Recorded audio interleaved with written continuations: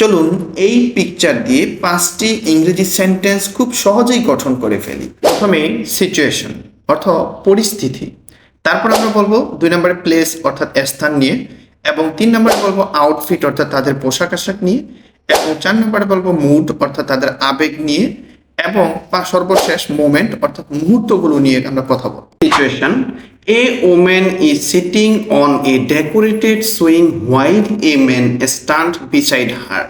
অর্থাৎ একজন মহিলা সাজানো দোলনায় বসে আছেন এবং একজন পুরুষ তার পাশে দাঁড়িয়ে আছেন। Place: They are in a beautiful garden surrounded by green trees and colorful flowers. অর্থাৎ তারা সবুজ গাছপালা ও রঙিন ফুলে ভরা এক সুন্দর বাগানে আছে।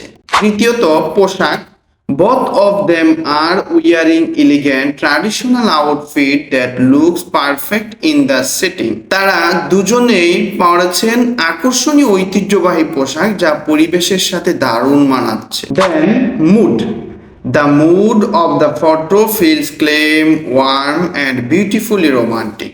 ছবিটির পরিবেশটি শান্ত, উষ্ণ এবং সুন্দরভাবে রোমান্টিক মনে হচ্ছে। Lastly, moment. This moment captures a graceful and memorable scene between the photo. মুহূর্তটি তাদের দুজনের মধ্যে একটি সুন্দর ও আকর্ষণীয় দৃশ্য ধারণ করেছে।